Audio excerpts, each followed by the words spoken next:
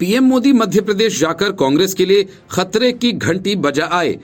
PM Modi के लौटने के बाद बीजेपी ने उम्मीदवारों की दूसरी सूची जारी कर दी और इस लिस्ट ने जितना बीजेपी नेताओं को चौंकाया उससे कहीं ज्यादा कांग्रेस को। कांग्रेस का तो गुणागणित ही उलट पुलट हो गया। वजह, बीजेपी ने दूसरी लिस्ट में मंत्रियों सहित 7 सांसदों और 1 महासचिव को मैदान में उतार दिया। बीजेपी की इस चुनावी चाल से कांग्रेस इतना बौखला गई कि उसके सारे प्रवक्ता रणदीप सिंह सुरजेवाला से लेकर पवन खेड़ा तक बयानबाजी करने लगे।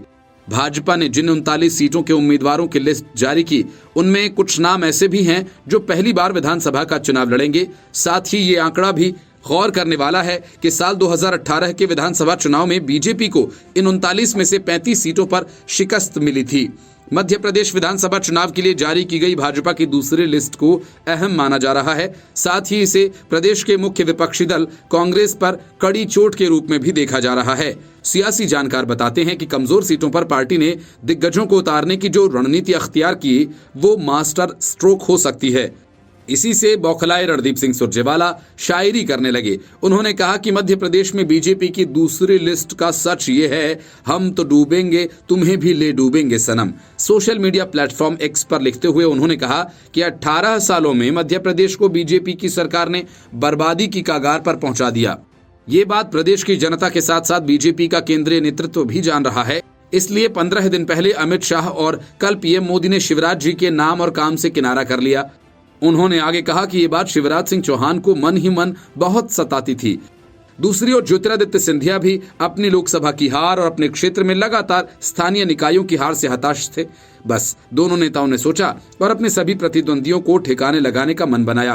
केंद्रीय नेतृत्व को शिवराज और महाराज ने बताया कि मध्य प्रदेश में जीर्ण शीर्ण हो चुकी सत्ता की डूबती नाव की पतवार को अब नरेंद्र तोमर, प्रहलाद पटेल, फग्गन सिंह कुलस्ते, कैलाश विजयवर्गीय, राकेश सिंह की जरूरत है।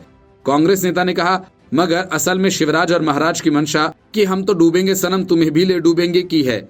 ये साफ है। कांग्रेस नेता पवन खेड़ा ने यह कहा कि पीएम मोदी ने मध्य प्रदेश में 51 मिनट के भाषण में 44 बार कांग्रेस का नाम लिया, यानी उनके पास अपनी सरकार की उपलब्धियों के बारे में बताने के लिए कुछ नहीं है। इतना ही नहीं, पवन खेड़ा ने नोटबंदी जैसे फैसलों की आलोचना करते हुए आगे कहा कि डिजिटल पेमेंट बढ़ाने के लिए नोटबंदी करने की क्या जरूरत थी।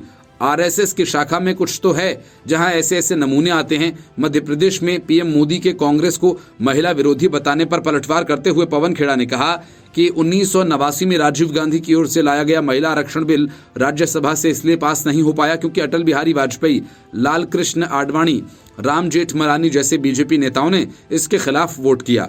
पीएम मोदी की छवि ऐसी हो गई कि अगर उन्होंने कुछ बोला तो झूठ ही होगा।